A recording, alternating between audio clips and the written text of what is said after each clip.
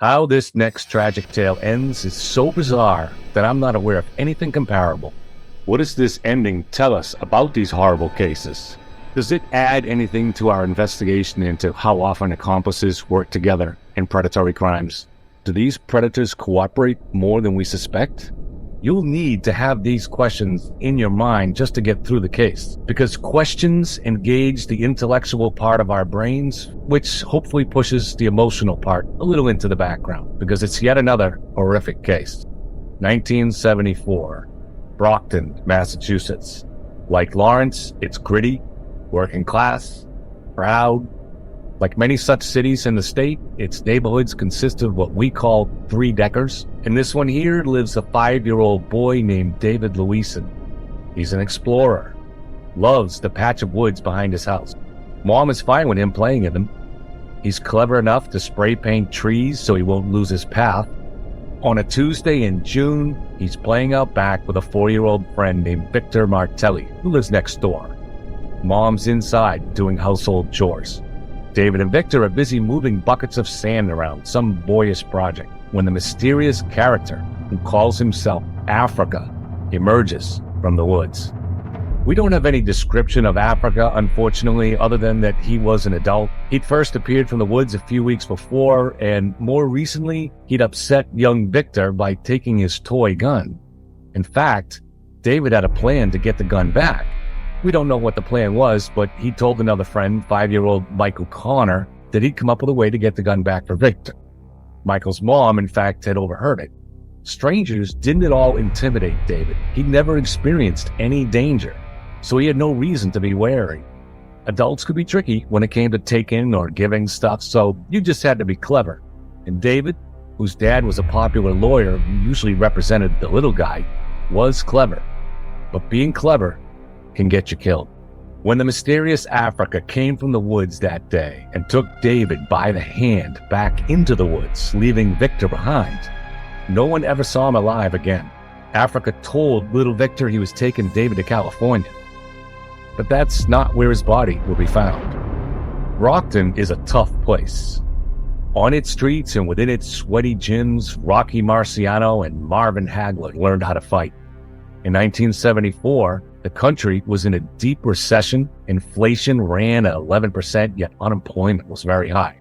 Things were building to a crescendo in Washington, where Nixon would soon be forced out of office, and also in Vietnam, where Saigon would soon fall. The top television shows were also gritty. All in the Family, Sanford and Sons, Chico and the Man. The Red Sox were mediocre.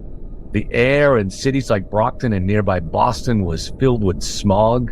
Litter blew through the streets, gutters, and sidewalks, because back then people just tossed it out their car window. Old canals and urban rivers stank so bad you had to hold your breath when you walked near them. Darker times. Crime was high, resources scarce, corruption rampant. A new day would dawn in the 80s, but in the 70s, a pervasive sense of decline descended over the country, and no one had any solutions. David's father, Melvin, was a prominent defense attorney who'd recently run for mayor and had come up just short. Surprised that a mayoral candidate could live in a three-decker like this? Well, Melvin was a champion of the underdog in a city of underdogs. Did that create enemies? Sure, but did it make anyone mad enough to take it out on his 5-year-old kid? When David went missing, 2 men came forward claiming they were holding David for ransom. Police quickly determined that they had nothing to do with the case and they were just trying to score some money. But it's important to note this because those kinds of people come out of the woodwork in almost every high-profile case. A big legal case on the front pages had divided the community. Melvin Louison had managed to keep a woman who had killed her abusive husband out of prison. To some, this made him a hero, but to others, he kept a murderer on the streets. Police looked hard at people connected to this legal case and to other legal cases related to Melvin's practice, but nothing led anywhere. Eventually, the police were forced to accept something which felt almost unheard of back then, that a stranger had taken the boy, maybe even an outsider. They believed it must have been a local. Only a local would have enough knowledge to operate in broad daylight in that wooded area. There were other cases. Lee Savoy had just gone missing in nearby Revere only 3 months earlier. He was never found. Janice Pocket from Connecticut in 1973. In 1975, with David Louison still missing, 5-year-old Jason Foreman went missing in South Kingston, Rhode Island, a short drive away. He'd been playing with 3 friends and his older brother when he was abducted a short distance from his home. Police from Brockton watched these developments closely. Could a predator, or several predators, be using I-95 to scope out a town, swoop in and take a victim, then escape onto the highway? It was a terrifying prospect for police because it made the population pool for a potential suspect list too large to work with. But there were other troubling questions. How could an outside predator dedicate the time required to scout out a new area and master the lay of the land while targeting specific suspects? So someone who told the boys his name was Africa had been coming out of the woods and interacting with them for a couple of weeks. We'll later see in the Andy Puglisi story that something similar happened with a predator making contact in the days before the abduction. It seems someone was using the highways to get in, target kids, and then get out. He focused on a locality for a period of a few weeks. He probably lived somewhere with easy access to the highway. But the key question is this: was he able to learn specifically what areas to target on his own? Or did he have help? That's the big question at the heart of this series. It's at the heart of the David Louison case, too. David's body was found 6 years after he went missing. The circumstances really set this case apart. Still wearing the sports jersey that he wore the day he was abducted, he was found curled up inside a steamer trunk in the basement of an abandoned building. The building was within a mile of where he went missing. The body was found by 20-year-old David O'Meara, who was poking around looking for things to steal. He's not a suspect. So just how does David's body end up inside a steamer trunk in a basement? How long had it been there? According to Dave McGrath, the house had been occupied when Louisa went missing. If there were residents there at the time, it seems unlikely that remains would have been placed there due to the smell of decay. So probably the remains were moved there at some later point by someone who for some reason held on to the body. Predatory killers often do have an attachment to the corpses of their victims. Dahmer, Bundy, it's common. So this suggests the killer was someone living in the neighborhood. However, the man charged with the killing did not live in the neighborhood. And his name we've already seen in part 1. What's more, another man would confess in jail to the murder. A fiend will have the unpleasant experience of encountering in more detail later in the series. September 5th, 1976, Waterloo, New York, the New York State Thruway. State Trooper Tony Vatter spots a vehicle that raises his suspicion. A van with peeling paint converted from a bread truck. Vatter remembered hearing something about a stolen bread truck with similar plate numbers. When he had dispatch run the plates, it came back lost or stolen, so he pulled it over. In this series, we'll sometimes be critical of police work, but we also have to point out that the majority of cops are like Sergeant Vatter, alert, dutiful, protecting the public.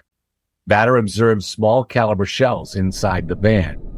He next saw the interior of the front was filled with pictures of young boys in sexually suggestive poses. These photos were strewn about, even laid on the dashboard. Strangely, the driver made no effort to hide them. Inside the van, Vatter found a starter's pistol, a fake police badge, rope, tape, handcuffs, cameras, and rolls of child porn involving boys. He also found a pair of bloody socks. This was 2 weeks after the disappearance of Andy Puglisi and Lawrence, so the driver of the bread truck, Wayne Chapman, would soon become the main suspect. But not only for that case, also for the disappearance of David Louison. When it comes to studying predators, whether child predators or serial killers, it's important to recognize early on that you're never truly going to understand them. Not in the normal sense. Their brains aren't wired like ours. It's more than a matter of them just having an abnormal obsession they can't control. This is important to understand because if you're going to try to make predictions about their actions or formulate theories about a certain crime, you have to be careful not to guess that they'll think like you would in their shoes. They won't. When Wayne Chapman was in the custody of the New York troopers after being pulled over on the highway, there was no evidence connecting him to any violent crime. He had a creepy converted bread truck full of videos and pics of young boys. He had suspicious items, and he had a pair of bloody socks. But if he just dummied up, what could they charge him?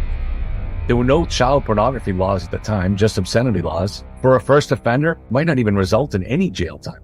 But oddly, it didn't take long to get him talking about his crimes. He told the cops how he lured boys into the woods, sometimes into his apartment, and would rape them. He mentioned 12 boys specifically, boys between 7 and 12 years old. He confessed to using the technique of dressing as a police officer in order to abduct kids. He talked about the lost dog trick. He would take pictures of his victims and then get their address before letting them go, promising to send them payment if the pictures sold. This might have been just a line of bullshit he gave them, but perhaps there was a grain of truth. Was he selling pictures? Was he selling video? He traveled widely, targeting children from Virginia and Pennsylvania to New York, Connecticut, and Massachusetts. It was because of all this that the troopers sent out a teletype to other departments in the Northeast, explaining what they had and including some photos they found inside the truck. They were looking for matches to missing children. Among other places, that teletype would eventually lead to charges of rape in Lawrence and murder in Brockton. So why would Chapman confess to these crimes? Did the police scare him into talking? Did he have some internal need to talk? Author investigator David McGrath theorizes that Chapman wasn't very bright, and police were able to win his trust. He may be right. McGrath tracked down every lead when it comes to Chapman, who was a poor student. However, I'm not convinced. Chapman displays cleverness and boldness in his hunting techniques. As a young man, he became a 4-H club leader who took kids out on camping trips. He was much respected by other 4-H leaders. He set up a darkroom in his apartment in order to create high-quality photograph. He just doesn't sound like a simple-headed guy to me. So why did he talk? Another monster we'll meet later, one far more terrifying than Chapman, and eventually become very clever in his technique. He's suspected in many murders, but he had learned to cover his tracks. Yet there's this weird incident where he befriends a woman traveling through, offers her a place to stay, and proceeds to confess all the specifics of his most recent murder. She went to the police. Nothing was provable at that point, but it did put him on their radar and eventually led to him being caught. But what's going on with these unsolicited confessions? Well, it has nothing to do with remorse. Later, when these guys are in prison for life, they never show any signs of remorse to their dying breaths. The brains of psychopaths are structurally incapable of remorse. And to be able to kill children just for pleasure, one usually has a high level of psychopathy. So just what is going on inside their mind? Another sign of psychopathy is poor impulse control. It's wired into the chemistry of their brain. Take serial killer Ted Bundy. He was an intelligent man, a former law school student. He represented himself at trial, and despite his horrific crimes, the last of which involved killing an underage girl, the judge was impressed by his ability. He admonished him for wasting his talent. But when you look at his crimes, he seems reckless. Someone like him should be capable of planning careful crimes, but he doesn't. He takes crazy risks. At some point, he even expects to be caught. He doesn't want to be caught. He just knows the things he's done were reckless. What we're looking at is someone in the grips of powerful impulses he can't really resist. Impulses which seem to dull the rational parts of his mind in those moments when he's under their influence. I want to show you a couple of scenes from the movie Backdraft. Donald Sutherland brilliantly plays an arsonist in prison. Away for a copy of that Life magazine with your picture on the cover. It's a collectible. Who's doing this, Ronald? Wrong question. Who isn't? It isn't a spark, is it? Because there isn't enough damage and you wouldn't have had any fun. It isn't an insurance pro because there isn't any profit. Well, who does that leave What's us his tool? How does he do it? How does he talk to the fire? Go on. The outlets. No, that's probie. That's beneath you, Brian. Trick to chloride. Very good. Very good. You still haven't put it together? I have. Then who, Ronald?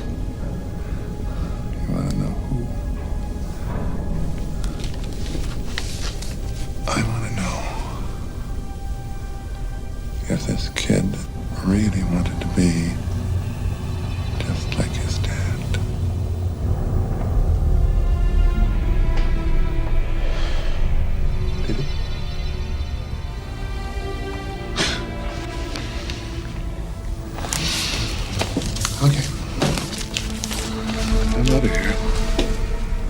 All right. I wanted to be him, okay?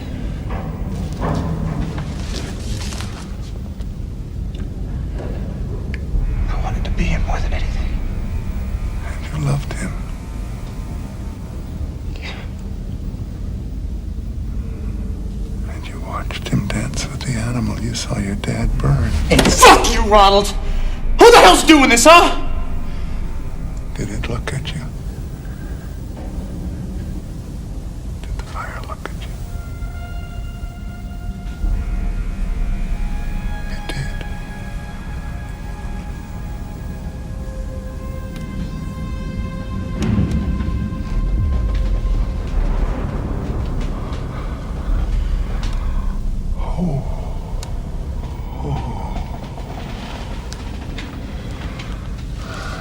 Our worlds aren't that far apart after all, are they?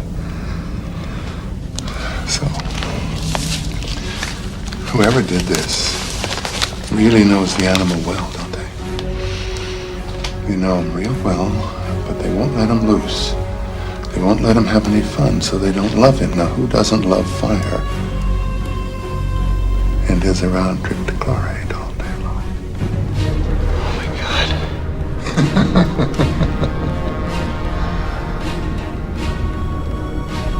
That wasn't such a long walk after all, was it? So the arsonist is no dummy. He's actually very intelligent, at least when it comes to anything related to his obsession. He's kind of like Hannibal Lecter, who helps Agent Starling with insights into similar killers. Watch the second clip where the arsonist goes before the parole board.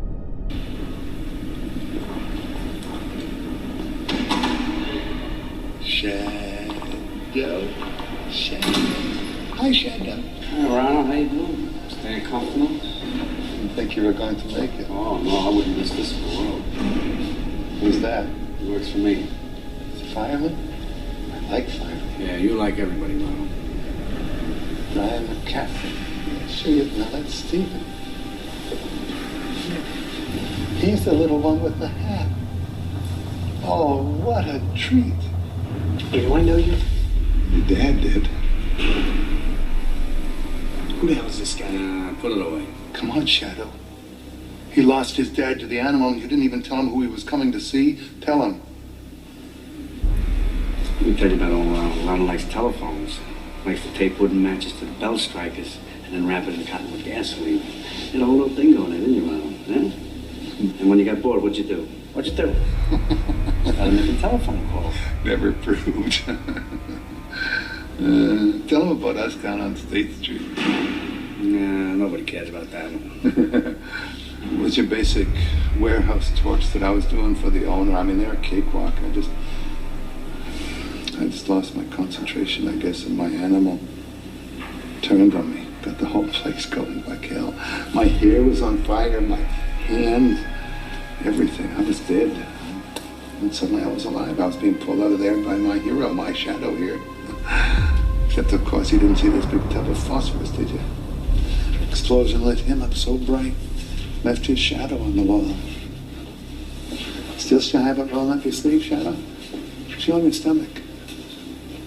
The funny thing about firemen, night and day, they're always firemen.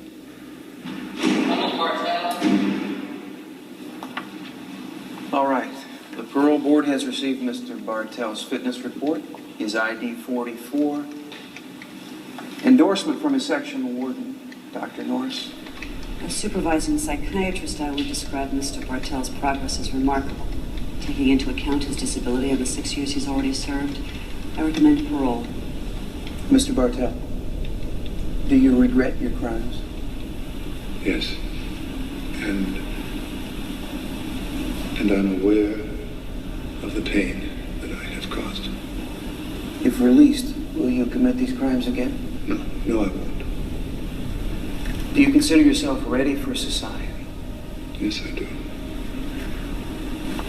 Yeah, right, Ronald. You're ready, all right. Excuse me. Shadow. Remember this? You remember this, Ronald? Remember who it belonged to? What did you do to that little girl, Ronald? It's not fair, Shadow. What did you do to that little girl, Ronald?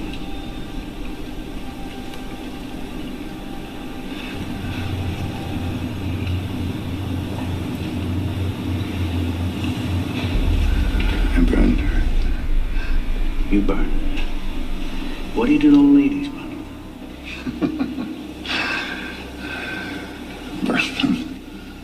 And what about the world, Ronald?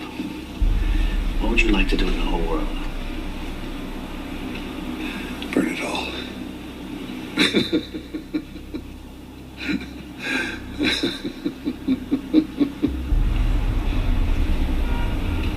See you next year, Ronald. So he has them completely fooled until the De Niro character steps up. And it doesn't take much to bring out the truth. I think a lot of these predatory monsters in the cases we're looking at might be like this. So it's not because they're not intelligent. You have to remember their brains aren't wired normal. These guys know that at some point they'll be caught and spend the rest of their lives behind bars. And they know they aren't built for prison. It'll be hell. Yet they are powerless to stop themselves from acting on their urges. There are three different forces within their mental makeup which overpower them. One, they aren't capable of empathy, so their fantasies are built around cruelty. Two, they're obsessive, so their fantasies dominate their lives. Three, they're highly impulsive. So when an impulse to act on a fantasy overtakes them, they're pretty much powerless against it. When you think of Wayne Chapman or any of these guys in police custody, think of the Donald Sutherland character in Backdraft. The right detective might be able to get them talking simply by getting them thinking about their crimes. It can trigger their impulse to relive them, and they can't resist their impulse. This understanding can lead to clues about how to catch them. For example, there could be signs of OCD, and studies show that psychopaths often have accompanying conditions like this. If there's a crime scene with a body, we might find signs of this OCD. We might see signs of recklessness, which seems so brazen it suggests the predator is not very bright. But it's a mistake to think that. The recklessness is due to an obsessive person acting under extreme impulsion. It's not due to a lack of intelligence. But another insight we might draw from this centers on accomplices. As I've said throughout this series, I've always thought that these predators are lone wolves. Dave McGrath's book, Monster, really moved the needle for me, but I'm still unsure. This series is a quest to find answers on that question. Melanie told me recently she has vital new information on this, but she hasn't revealed it as of the making of this episode. Let's return to the Donald Sutherland character in Backdraft. What if you wanted to exploit an arsonist like that for your own purpose? For example, you're involved with insurance fraud and you need an expert at setting fires. But while this guy is an expert, he's also obsessive and has a tendency to fall victim to powerful impulsions. So you'd have to manage him carefully in order to help control those impulsions. Otherwise, he'll do something reckless and get caught. Now imagine a fictional world where obsessive arsonists like this meet in the field and become friends. As McGrath likes to say, they're drawn to their own tribe. The question is this: would these obsessive, impulsive arsonists become harder to catch because they work together?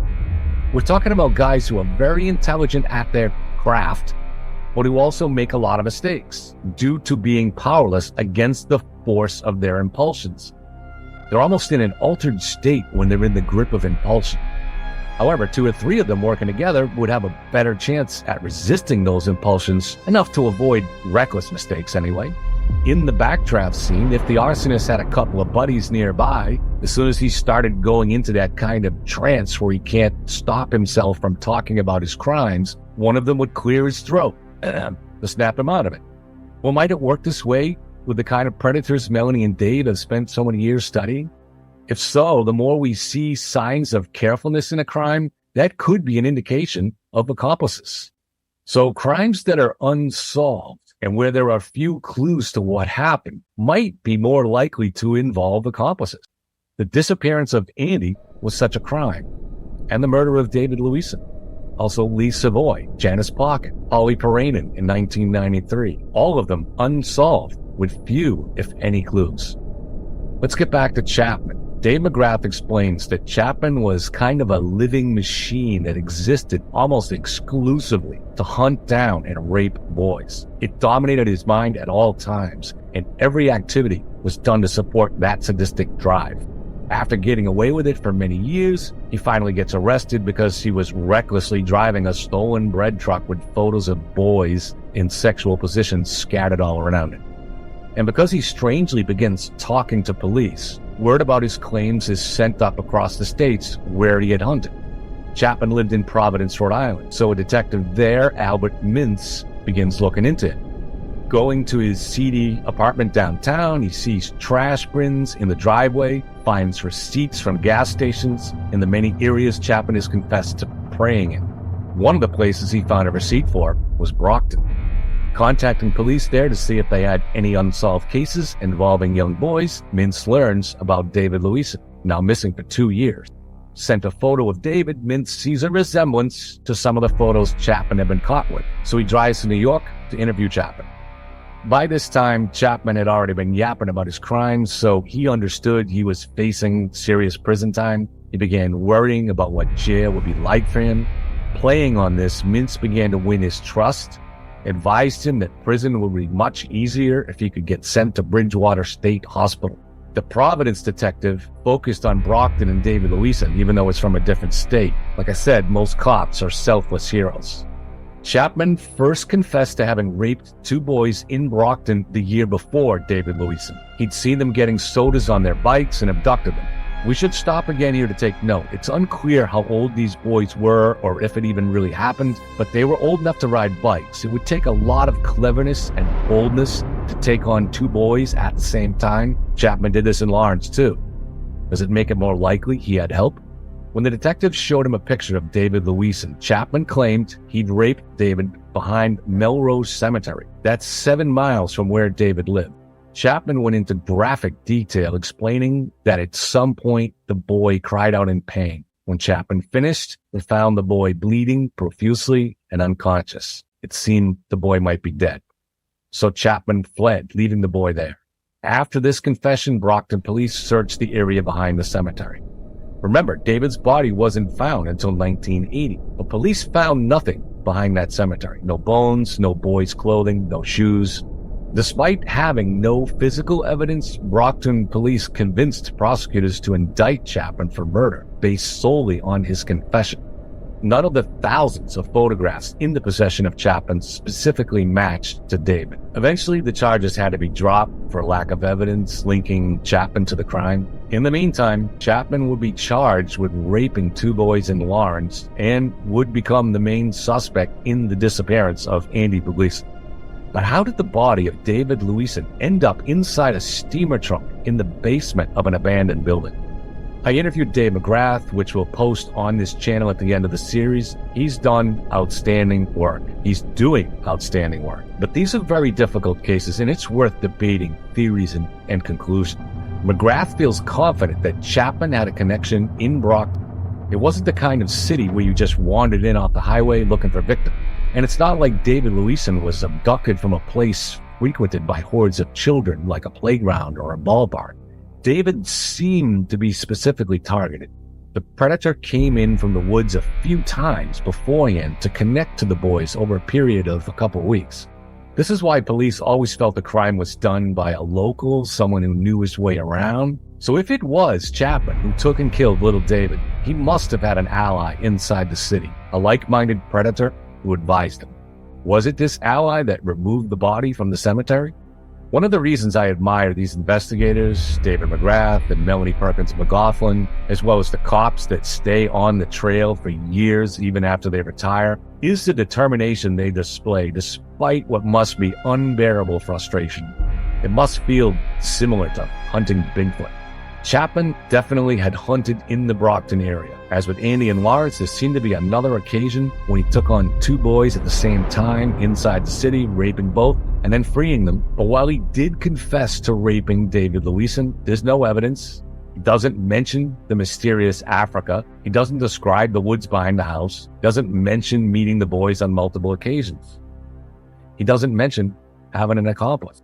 Yet McGrath believes Chapman must have been working with someone else, someone who lived in Brockton, someone who was either with Chapman in the cemetery or who Chapman called to remove the body later. But here's the problem I've been having with this theory.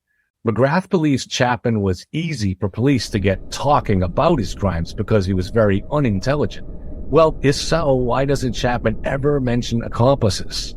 McGrath's main thesis is that these predators were not only working together, but creating content for the child porn industry. There was certainly a market. Many pedophiles worked in credible jobs and held respectable positions within the community. They often couldn't satisfy their fantasies by hunting down victims, so they were willing to pay for videos, pay a lot. Guys like Chapman, who didn't lead respectable lives or have prominent jobs, could afford to spend all their free time hunting victims. Chapman had a very low-income job as a custodian at a hospital in Providence. How else could he afford expensive camera equipment and a dark room in his apartment if he wasn't selling stuff? So is McGrath onto something? Is Melanie? Look, I respected these field investigators who had dedicated much of their lives to this. McGrath had himself been a victim to sexual abuse as a boy. Melanie had lost her childhood sweetheart, Andy. They've spoken with more cops than a Dunkin' Donuts cashier. But was it possible they'd been sucked down a rabbit hole? Did frustration lead them to unconsciously connect dots that weren't truly connected? The idea of accomplices seemed ethereal enough already without tacking on the notion that they were hunting victims in order to create porn. Chapman had confessed to raping Louison and leaving him for dead, but there was no evidence for it. Meanwhile, in 1980, Louison's corpse was found in that trunk in the basement a mile from the boy's house. Logically, we can go this far at least. If Chapman was involved in the murder of David Louison, he certainly had an accomplice at some point there. Because there's no way he put the body in a trunk, stored it for years, and later moved it to the basement of an abandoned building only a mile away from Louison's home. Someone else had to do that. Did Chapman lie about his involvement with the crime? Was he just trying to please Detective Mintz? He wasn't suspected of murders at that point, so why confess in such gruesome detail? No other little boys were murdered in Brockton during the period, so if Chapman left some boy for dead, it had to be Louison, right? See what I mean when I say it's as elusive as hunting Bigfoot? The lack of answers might have people like you and me willing to walk away from this, but not people like Melanie and David. They stayed on the case. And that's why I can bring you the next shocking episode, which will really open our eyes. It opened mine. Thanks, everyone. Now is the time when I remind you to help us defeat our mighty enemy, the great and terrible algorithm. Every time one of you hits subscribe, it bloodies the beast's nose. When you hit notify, you give it a black eye. Hit like or leave a comment, and that's like a body blow. We question official narratives here. So the algorithm is out to get us. We can only defeat it together.